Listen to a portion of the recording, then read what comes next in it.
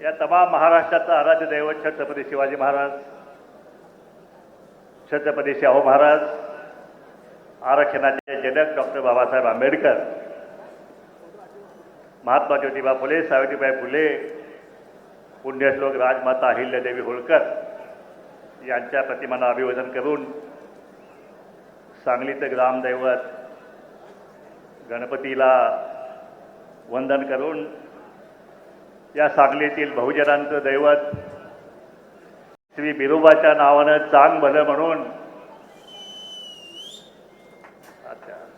म्हणजे हरी द्यायचं आहे बिरोबाच्या नावानं. तर ठीक आहे, हरी देऊया बिरोबाच्या नावाने. बिरोबाच्या नावानं, बिरोबाच्या नावानं, अरे चिंचणी मायाक्काच्या नावानं, सिद्धनाथाच्या नावानं या सांगली जिल्ह्यामध्ये ही बहुजनांची दैवत आहेत. म्हणून त्यांना वंदन करून आजचा कार्यक्रम या ठिकाणी आपण सुरू करत आहोत. आज या ठिकाणी ओबीसी आरक्षण बचाव महाएल्गार मेळाव्याचं आयोजन या सांगलीमध्ये या ठिकाणी पहिल्यांदाच करण्यात आलं. या मेळाव्यास व्यासपीठावर ओबीसीचे योद्धे, तुम्हाला सगळ्यांचे मार्गदर्शक छगन भुजबळ साहेब, उपस्थित सर्व मान्यवर, मी सगळ्यांची नावं घेऊन वेळ घेत नाहीये, क्षमा असावी.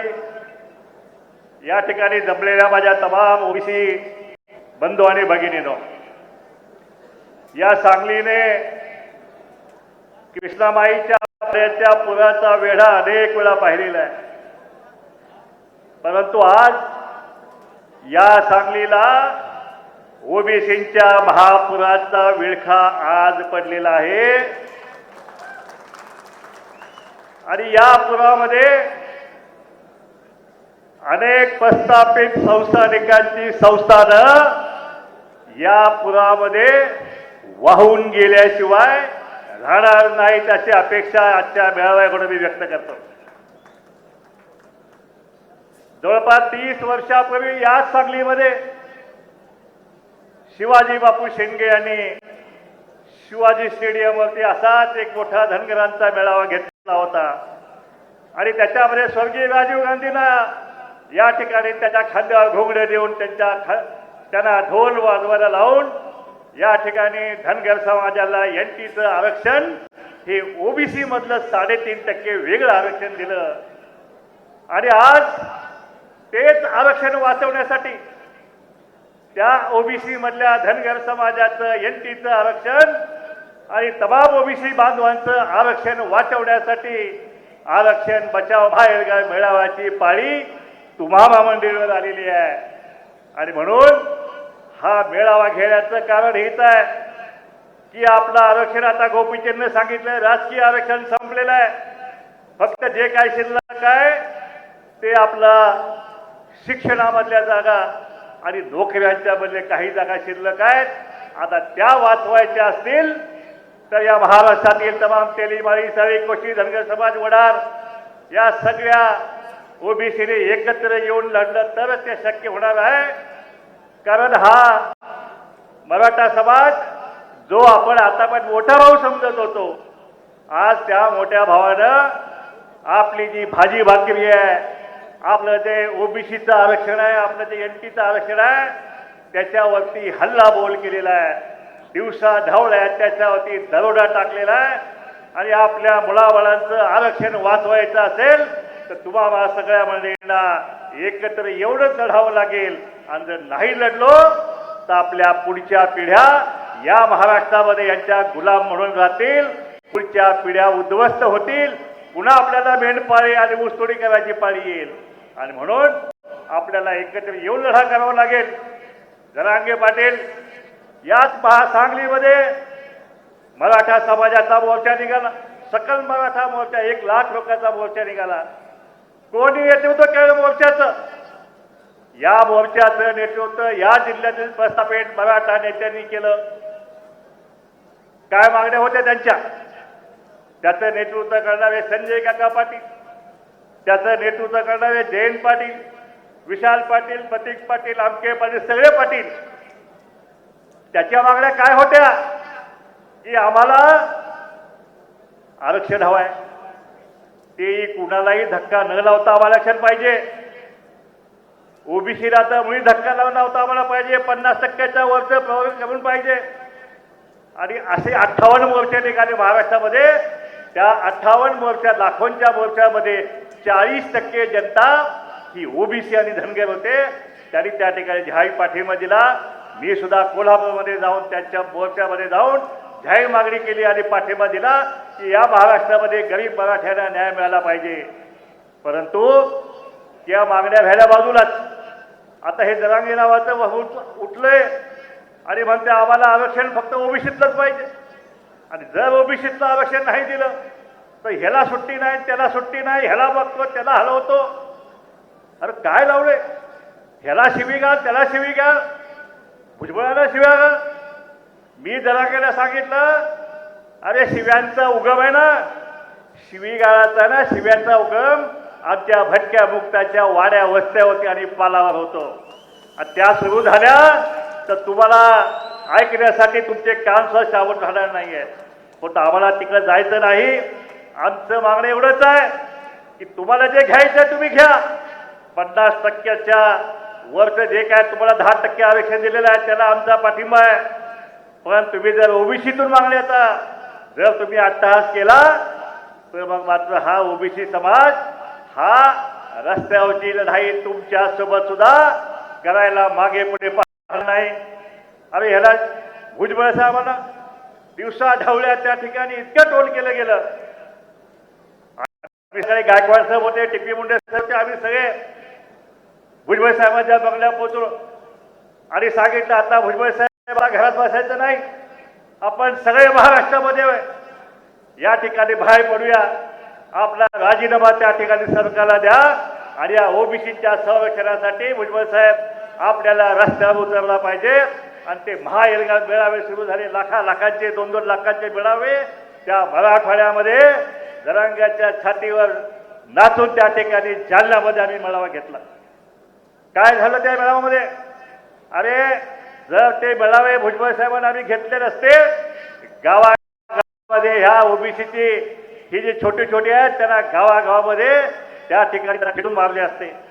आणि म्हणून आम्हाला बाहेर पडावं लागलं. जेव्हा उदार होऊन बाहेर पडलो या ठिकाणी जरांगेच्या मागण्या आता काय की सुरुवातीला मागणी केली निजामाच्या त्या भागामध्ये काही मराठ्यांच्या कुणबी नोंदी राहिलेल्या आहेत. आम्ही आणि भुजबळ साहेबांनी ठीक आहे काय थोडे असेल घेऊन टाका. नंतर मागणी बदलली, नाही म्हणजे सगळ्यात मराठ्यांना दिले पाहिजे. नंतर मागणी बदलली, सगळ्या महाराष्ट्रातल्या दिली पाहिजे. नंतर मागणी बदलली, सगळ्या स्वरांना दिली गेली पाहिजे. नंतर आता मागणी काय करतोय, आता म्हणतोय की 3 मागण्या मराठ्यांना दिल्या पाहिजेत. एससीबीसी बी द्यायला पाहिजे, ईडब्ल्यूएस बी द्यायला पाहिजे, त्या ठिकाणी कुणब्यांचे दाखले बी द्यायला पाहिजे. 57 लाख कुणबी दाखले दिले. 80% मराठे ओबीसी मध्ये घुसवले असं जरांगे म्हणतोय. फक्त 20% झालेले आहेत. ते झाले की आमचं संपलं. म्हणजे आपल्या छाताळावरती हे मराठे हे दिवसा ढवळ्या आपल्याला नाचतायत. त्याला थांबवायचं असेल तर भुजबळ साहेब असतील, पडळकर असतील, हाके असतील, सगळ्या नेत्यांच्या पाठीमागं आपल्याला ठामपणे उभारावं लागेल. आणि हा ओबीसीचा लढा हा आपल्याला शेवटपर्यंत लढावा लागेल. या ठिकाणी ते म्हणते की आम्ही आता आजच म्हणले आम्ही धनंजय मुंडेला पाडू, आम्ही त्या ह्याला पाडू, मागे तर म्हणजे भुजबळाला पाडू. मी म्हणलं अरे तुम्ही भुजबळाला पाडाल, आम्ही तुमचे 160 मराठी आमदार पाडल्याशिवाय आम्ही स्वस्थ बसणार नाही अशी जाहीर भूमिका त्या ठिकाणी आम्ही बाहेर पडलोय. अरे आपण 60% होता या सांगली जिल्ह्यामध्ये सगळे आमदार मराठा, 70% ओबीसी आणि 100% आमदार मराठा. काय चाललंय काय या ठिकाणी? आमचा हक्काचा वाटा ह्या सत्तेतला आम्हाला मिळणार आहे की नाही? आणि म्हणून हा सत्तेचा वाटा आपला जो आहे तो वाटा आता आपल्याला मागून मिळणार नाही. आपल्याला आता ह्यांच्या नरड्यात हात घालून तो हिसकावून घेतल्याशिवाय आपण आता स्वस्थ बसायचं नाही. आता विधानसभेचा रणसिंग येत आहे. तुम्ही आम्ही ठरवायचं आहे. जरांगे ठरवलं नाही, मी जरांगेने सांगितलंय की तुम्ही पाडू शकत नाहीये का तुमची संख्या किती आहे 8% ते फक्त 12% मराठा समाज आहे. या ठिकाणी 60% ओबीसी आहे. आज ओबीसी समाज 5000 मुस्लिम समाज या ठिकाणी आलेला आहे. मुस्लिम समाजाचे नेते या ठिकाणी आलेले आहेत. आजपर्यंत मुस्लिम समाजाला अंधारात ठेवलेला आहे. त्यांना माहीतच नाही की ते ओबीसी मध्ये आहेत. मुस्लिम समाजाला मालूमही नाही आहे की ओबीसी में आहे. अरे तुम्ही आमच्यासोबत या. तुमचा मुलगा सुद्धा डॉक्टर होईल, तुमचा मुलगा वकील इंजिनियर होईल. आता ह्यांची इच्छा आहे की तो 4% झाला पाहिजे, त्याला टेरिस बनवला पाहिजे. हमारे साथ में आ जाओ. आज ये महाराष्ट्र का ओबीसी और मुस्लिम एक मिलके महाराष्ट्र में किसकी सत्ता आएगी? ये महाराष्ट्र का ओबीसी और मुस्लिम ये आगे ठहरने वाला है. इसलिए तमाम महाराष्ट्र के मुस्लिम समाज को मैं आह्वान करता हूँ, चलो एक साथ में जुड़ जाए, एक साथ में जुड़ जाए. अपना आरक्षण अपन बचाएंगे, अपना हक का अपना सत्ता में जो वाटा है वो अपन लेंगे.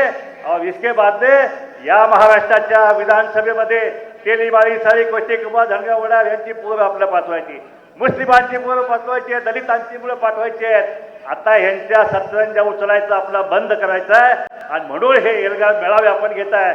या एल्गार मेळाव्यातून आम्ही सरकारला इशारा देत आहोत, जर तुम्ही जरांगेचं ऐकून जर सगळ्या सभेचा जे तुम्ही काढाल तर या विधानसभेमध्ये जरांगे तुमचा एक पण आमदार पाडू शकणार नाही. पण हा ओबीसी आणि मुस्लिम समाज तुमचे सगळे आमदार त्यांना पाडून त्यांना घरचा रस्ता दाखवण्याची ताकद हे फक्त ओबीसी समाजामध्ये, हे लक्षात घ्या. आणि म्हणून हा सगळे सोयऱ्याचा जी आपण काढू नये. जे कुणबी दाखले दिलेले आहेत, जे बोगस कुणबी दाखले ते रद्द केले गेले पाहिजेत. अशा प्रकारच्या मागण्या अशा मेळाव्याच्या आहेत. आणि पुन्हा एकदा या सत्तेतला वाटा हा आपल्याला घ्यायचा असेल तर विधानसभा जी आहे आपल्या मुलांनी लढली पाहिजे. ज्या दिवशी पारावरती चावडीवरती तेलीमाळी साळी कोटी कुंभा धनगरवाडा एकत्र येतील त्या दिवशी यांचा सरपंच पण या महाराष्ट्रामध्ये येऊ शकत नाही. ही खरी वस्तुस्थिती आहे. म्हणून त्या तयारीला लागा, लढाई सुरू करा आणि आपलं आरक्षण वाचवा आणि सत्तेतला वाटा आपला हिसकावून घ्या. एवढंच आपलं या ठिकाणी सांगतो आणि थांबतो. जय हिंद, जय महाराष्ट्र, जय मल्हार, जय ओबीसी. धन्यवाद. आता उठून सारे रान असं आवाहन केलंय माननीय प्रकाशअण्णा शेंडगे यांनी. आणि यानंतर उपोषण करते सन्माननीय प्राध्यापक लक्ष्मण हाके.